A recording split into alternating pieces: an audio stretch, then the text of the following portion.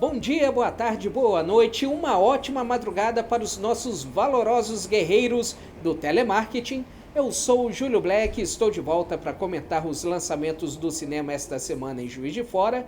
E como vocês podem perceber, esta semana Graciele Nocelli não pôde estar entre nós, então já que ele prometeu que caso fosse necessário ele voltaria, ele está de volta, Renan Ribeiro. Cumprindo promessas. Tudo bem? Estou de volta. Maravilha, seja bem-vindo de volta.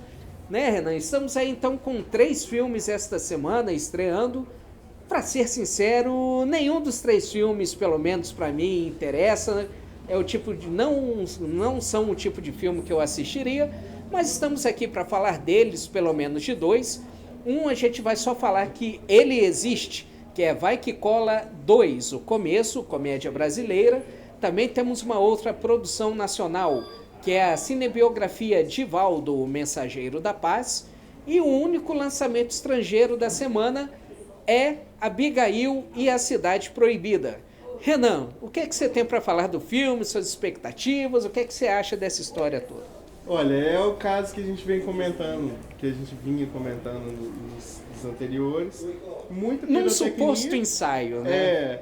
Muita pirotecnia e entrega pouco, né? É um filme voltado para fantasia, é uma cidade que é fechada por muros, porque há um risco de infecção ou uma as epidemia. Autoridades estão com medo de uma epidemia, então eles tiram para fora da cidade ou levam para outro lugar as pessoas que teoricamente estão infectadas e mantém um estado de tensão e de repressão, opressão constante. E aí nesse meio surge a personagem Abigail Foster, ou Abigail Foster, né? Que é interpretada pela Tinatin Dalakshvili, a famosa, né, Tinatin Dalakshvili, né? Qual é o lance dela? O lance dela é que ela, assim como em outros filmes que tem um enredo parecido, descobre que tem um poder e como todo poder será reprimido, ela começa a perceber que as autoridades vão chegar nela. E aí ela começa a ver que tá tudo errado. Ela descobre em algum momento que aquilo ali não tá certo. E aí ela começa a correr atrás. Exatamente, basicamente mais ou menos isso, né? Ela descobre que tem poderes mágicos e aí descobre que na verdade o pai dela não tinha doença nenhuma, provavelmente tinha um poder mágico. E aí ela vai tentar fugir da cidade para encontrar o pai e, se tiver tempo, se junta ao pessoal da rebelião para tentar derrubar esse regime tirano, mentiroso, todas essas coisas erradas e horríveis que a gente sabe que existem em regimes tiranos. Mas enfim, é um filme que, para quem já assistiu a Jogos Vorazes, Maze Runner, a saga Divergente, você sabe o que é que tem. São adolescentes que vivem num ambiente distópico, num ambiente repressor, de tirania, com governantes que são nada democráticos, e que daí de repente se vê numa situação que podem lutar contra o sistema estabelecido. E no caso dela tem essa coisa meio Harry Potter, meio X-Men, como você tinha falado, dos poderes, dela ter poderes mágicos. Então não é só a questão de ser uma líder carismática, né? E falando um pouquinho aí, ainda mais do filme, é uma coprodução da Rússia com os Estados Unidos, algo que é raro de chegar aqui no Brasil. O filme tem um visual steampunk, ele se passa nos anos 30, ou só o visual é dos anos 30, agora me fugiu da memória. E é basicamente isso, é uma galera desconhecida no filme. O diretor é o Alexander Boguslavsky, o famoso Alexander, e a única pessoa que é um pouquinho mais conhecida nessa história toda é o Ed Marsan, que também é um ator do segundo escalão nos Estados Unidos, mas que já trabalhou em longas como 21 Gramas, Heróis de Ressaca, Branca de Neve, O Caçador, séries como Ray Donovan e também naquele filme Vice, em que o Christian Bale interpreta o Dick Dale, que é o vice-presidente dos Estados Unidos. Então aí para a galerinha mais jovem fica essa sugestão, né? Como assim, a única estreia para adolescentes na semana, o Abigail e a Cidade Proibida. E todos os seus clichês, e todas as suas falas de efeito, toda aquela busca pelo seu poder interior, que com certeza vai estar lá. Exatamente.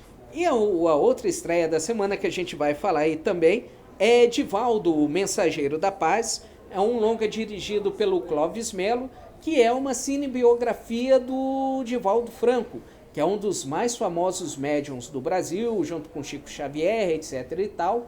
É uma história que é uma biografia convencional do cara, né, Renan? Sim. Mostra assim, o Divaldo em 3 fases da vida, na infância, adolescência e na vida adulta, em que ele é interpretado pelo Guilherme Lobo, também pelo Bruno Garcia, e quando ele é criança, fugiu o nome aqui, mas se eu não estou errado, é o João Barreto.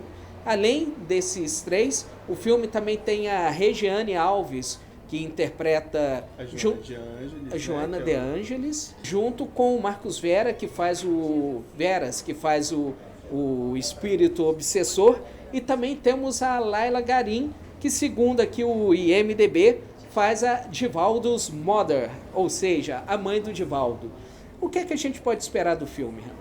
Eu acho que a gente pode esperar um filme que conta a história de um personagem importante, religioso, né? É um personagem importante aí na cultura da doutrina espírita, e também muito sobre a própria doutrina, né? De uma maneira muito didática. O filme traz como é que essas manifestações de mediunidade acontecem na vida do Divaldo Franco e como é que elas vão nortear a vida dele, né?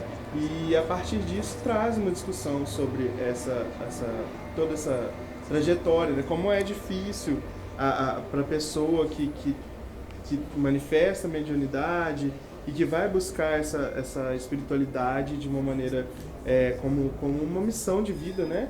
E fala um pouco da obra social dele também, que é algo que tem muita relevância para o país. Assim. Exatamente. É um filme de caráter religioso, por ser de uma figura ligada a uma religião, no caso o espiritismo. E a gente sabe que filmes ligados à religião no Brasil têm um público muito bom, tanto só com histórias de religião, como no caso do espiritismo nós já tivemos O Nosso Lar. Também filmes como que mostraram, né, a história do Allan Kardec, também a história do Chico Xavier. Então agora tem aí também a história do Divaldo Franco, que você pode saber todos os horários e os locais de exibição dos outros filmes também, dos filmes que estão estreando, dos filmes que continuam em cartaz. É só dar uma olhada lá na versão impressa da Tribuna de Minas, que está nas bancas, ou então dar aquela olhada rapidinha, matreira, lá no nosso site, tribunademinas.com.br. Renan, mais uma vez, muito obrigado aí por voltar aqui. Numa próxima oportunidade, esperamos aí que esteja mais uma vez disponível em caso de emergência. De qualquer forma, semana que vem estaremos de volta. Vida longa e próspera.